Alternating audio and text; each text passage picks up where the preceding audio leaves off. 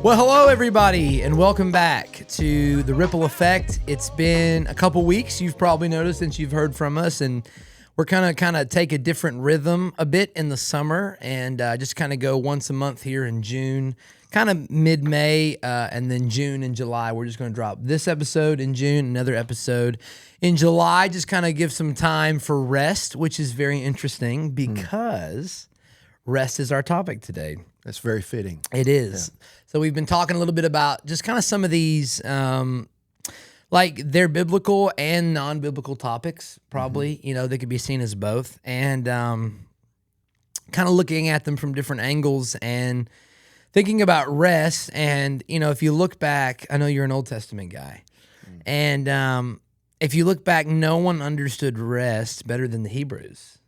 Okay. Yeah, I think you could argue that. Sabbath day. Then there was the Sabbath year, the year of Jubilee. You know, and like the novelty of thinking about not just people, but the land resting for a year, and how that's kind of turned into now. And there was kind of a transition point where, and there's a truth to this, but like the idea of Sabbath became like Christ is our Sabbath. And so, like, we didn't have to rest the same, but within that, and then within hustle culture, we've kind of lost rest as a value altogether. Yeah. And so, like, what do you, like, maybe let's start here. Where do you feel like a vital importance is on having rest as like something you care about in your life? So, I guess the starting point for me would be that rest is not only something that we do physically, but it's a spiritual exercise. Yeah. So the whole basis of rest is not just that I cease from activity, but it's that I change my whole focus. It's like I go from wanting to accomplish and be productive and see how many things I can get done on my to-do list, or the things that are out there before me that I'm trying to reach certain goals, and I change my focus to God's presence, to resting in His presence, to allow myself to enjoy what God has blessed me with, most of all Himself. And to me, rest is so much more than just ceasing physical activity. Yeah.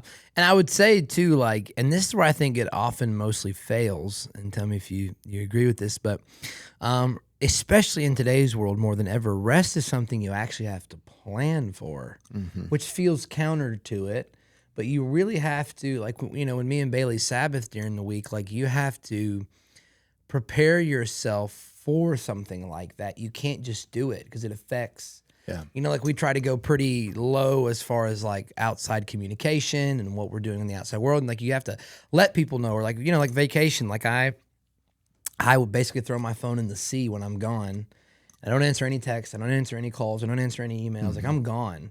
Yeah. And you really have to prepare yourself physically and mentally for that, because it's natural to grab at things. It's natural to just constantly like, well, let me just check here. Let me check this. Let me do this thing. And it's something you have to plan for spiritually, emotionally, to actually be able to do well, because I think resting is something you have to work at, and we're not really good at it anymore. And you're right. It's about enjoying God, and like, you have to prepare for that. Yeah.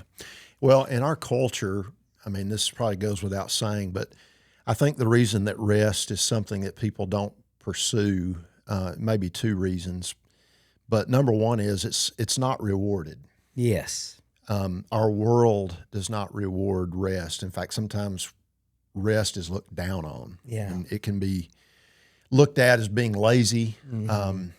But that's where the spiritual side of it comes in. It's like, why did God tell the Hebrew people to take the Sabbath? You know, why do we see Jesus taking times of rest and separation from His ministry? And the whole idea of it, if you take it all the way back to creation, is God rested on the Sabbath from His work. And if if God rested, then we should too. Yeah.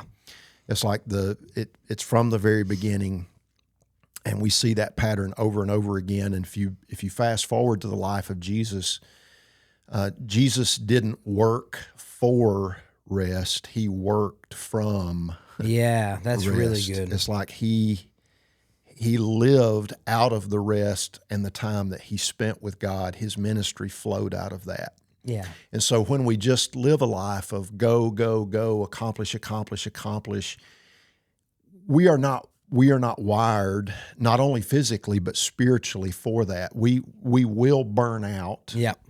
Yep. We will cease to, even if we remain productive 24 hours a day, 7 days a week, we will cease to produce, because we will reach a point where we can't keep up with our activity. Yeah.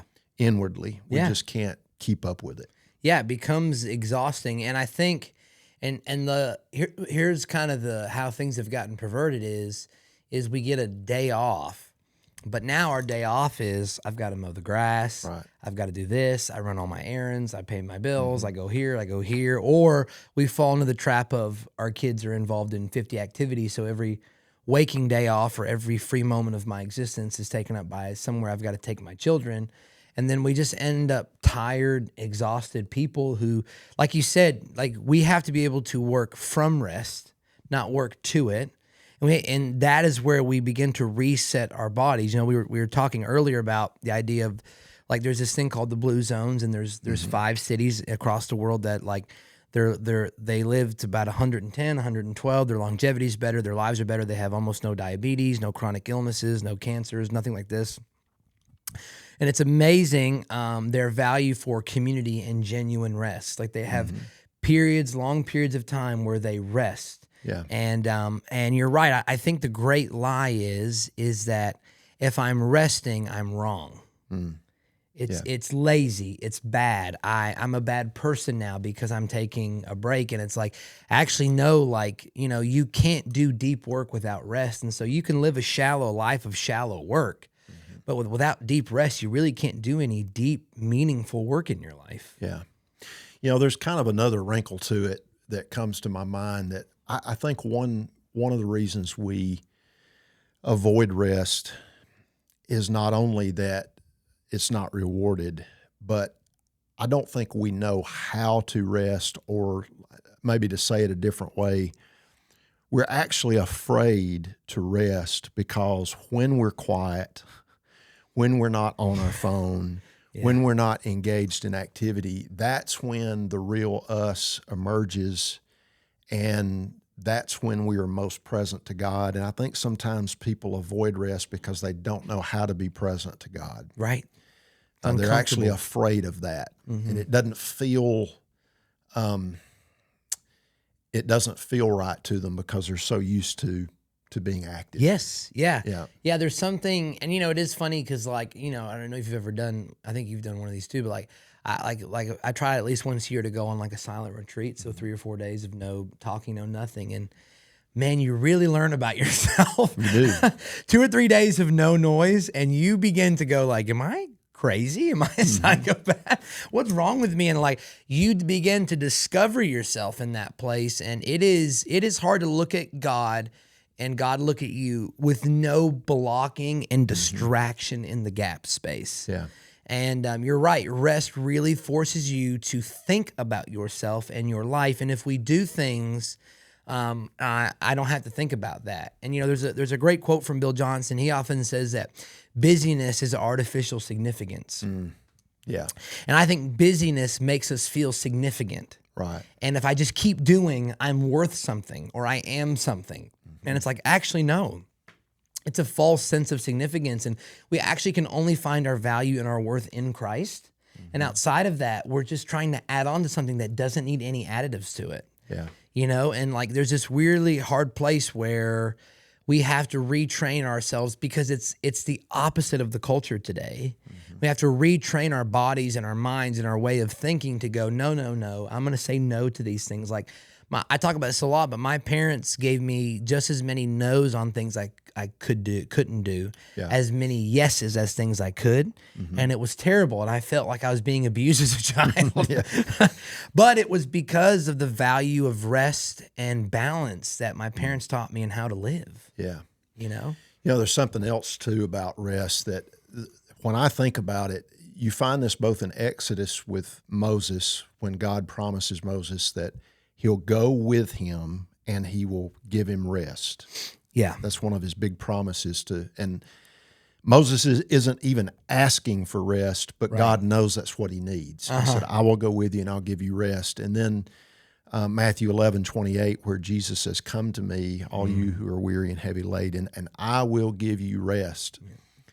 Rest it's a gift. I think it's a spiritual state of being that when we come away, when we depart to be with God, God gives himself. He is our rest.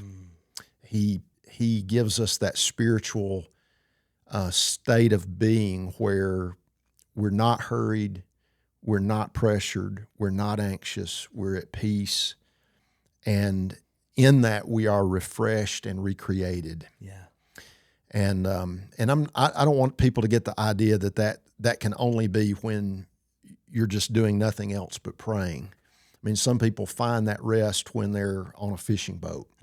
Some people find that rest, when they're active doing something else, but it's a coming away from trying to produce. Yeah. That's good. Yeah. Yeah, it is. You're right. There's a biblical aspect of this that, in the same way grace is, rest is a gift that is freely given to us if we'll just take it. It's like when Jesus says, like, Sabbath was made for man, not man for the Sabbath. It was something that was made for us to grab a hold of and take into our lives. And, we over legalize things and we take things further than they have to go, or we get to where we are now where we just abolish it altogether. Right. We don't take it too far. We just don't take it at all. And we're taught that, like, that whole thing is, oh, you can't do that. It's old. It's wrong. It's bad. And it's like, no. We can find what Jesus meant out of it, what it was meant to be, and utilize it correctly. And it's funny. We joke about this all the time, but science often backs up what the scriptures already tell us. Yeah. And the science behind what your brain needs and what your body needs for rest and what your life needs for rest. And there's a very interesting thing. Andy Crouch, he writes about Sabbath, and he talks about not just using Sabbath for rest, but also for delight. And so if you're going to Sabbath and rest, use that for things that just genuinely delight you and that will bring rest to your soul. Yeah. Not extra jobs that you need to get done, Right. that you think will delight you when they're done, Right. like a well-mowed grass, but like things that genuinely, hobbies, building birdhouses. If gardening is that for you, great. Things with your family, like activities that aren't something your kid's doing over there, but something you're doing together. Right. Like, on Sabbath a lot, when me and Bailey Sabbath during the week, like, we go to the aquarium, we go to the Creative Discovery Museum, we go to the park, we, just do fun activities with each other and try to find ways to bring delight and wonder into our day that also accumulates with a couple good naps. Yeah. And we haven't done it in the past couple of months, but we like to end Sabbath with a good skillet cookie. So I like that idea. Yeah. Little pan out, about 4 scoops of ice cream on top. And I'll be a diabetic at 55, but it's worth it. I'm resting well. Yeah. I think there's a rhythm to rest that, like, going back to something you said earlier, it's something we have to be intentional about planning into our regular rhythm of life. Going back to the scriptures, the reason that they were to keep the Sabbath was to honor God's command, but also the Lord was giving them that gift of every week. There's a time when they're not cooking, they're not, they're not doing whatever they did Tilling to make the a land. living. Yeah. So I think we have to be intentional about building that rhythm. And honestly, no one's going to do that for us but yourself. It has to be a decision that you make from a spiritual standpoint, that that you know you need it, and I'm going to be intentional about taking it. I'll be honest, I used to be the world's worst about taking a day off, about being intentional about Sabbath, and I think you find that you pay for it one way or another. Yeah. I know I can look back on that time period in my life and see that I paid for it spiritually, physically, and in other ways. Yeah. Cost you your hair. I mean, it was all gone. It's all gone. It was all gone at 23. You know? That's just ministry. Yeah. Probably. Yeah, I think you're right. And here's the lie too, I think that people will find is that it's going to be easy. Yeah. It's very, very hard to rest. Yes. It's very, very, and people won't get it. People will disagree with it. They'll try to break past the boundaries you set with them on the days that you don't want to do something. And you have got to be confident in your no's. Like one of the most challenging things, and it goes beyond rest, but just in my own personal life as an adult, is getting confident in saying no. It's so easy to let out a yes. Yeah. It'll make that person feel good. You'll feel good because you think they feel good. And there's something about a no to saying like, you know what? We're not going to go to that tonight. We're not going to do this. We're not going to participate in that thing. You're not playing 5 sports. Like, you know, there's different things that like are challenging, but at the end of your life, you will look and go, that allowed me to be who I'm designed to be and do deeper. There's always something about, I do find like the morning I wake up after like Sabbath for us, which is, you know, Saturdays, I'm always filled with some type of creative thought that I can tell only came from my brain resting. Yeah. And it really does. It creates a sense of beauty and wonder in your life. And, you know, it's the same thing. Like, I'll tell you what's really sad. I was looking at a stat. They say on average, for the average American, it takes them 7 days on a vacation to unwind before their body can enter into rest. And so on average, we only take 7 days. 7-day vacations. And so what happens is we go on vacation, and the day we start to unwind and rest, we go back into existing. And so people go, I went on vacation, but I just come back so tired. And it's because you actually never rested at all. Right. You never rested. And so we're living unrested and unwell, I think, and I think it's hurting our deep work, but it's a value that if people will grab a hold of. Well, I think about one way to think about rest is what do we miss in our spiritual lives when we refuse to rest? And I think the answers to that question are more than we can get into in a podcast. I mean, there's so much in yourself and so much with God that you're missing when you refuse to rest, that talking about going to the end of your life and looking back, I wonder what we're going to look back on one day and see that we missed because we refused to rest. Yeah. Things that God wanted to show us, things that he wanted to impart to us, gifts that he wanted to give us, maybe even a path he wanted us to take that we would have discovered if we had listened to him more, rested with him more. Things that we missed because we refused to rest. Yeah, that's good. I think about that with Benjamin. Like your kids will grow up over there if you don't take time to sit and watch them grow up. Yeah. You know, like that's been the most fun about Sabbath the past 2 years is just like there's a day with Benjamin where nothing else is in my, peripherals except him. Yeah. And so it does change everything. Well, we say that to say no church all of July. We're going to take the whole month off.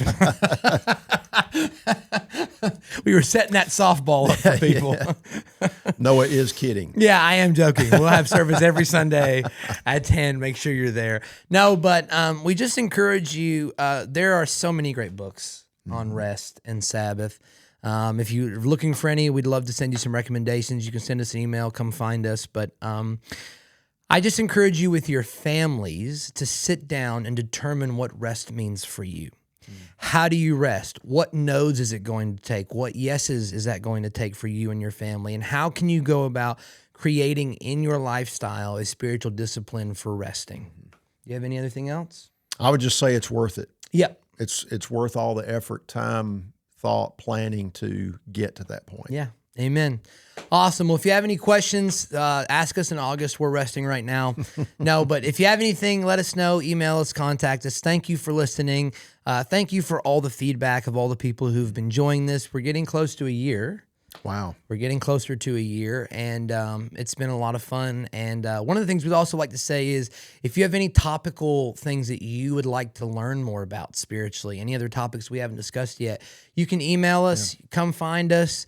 We'd love to be able to kind of talk about the things that matter in our community and things that are important to you guys. So until next time, we'll see you on the Ripple Effect podcast.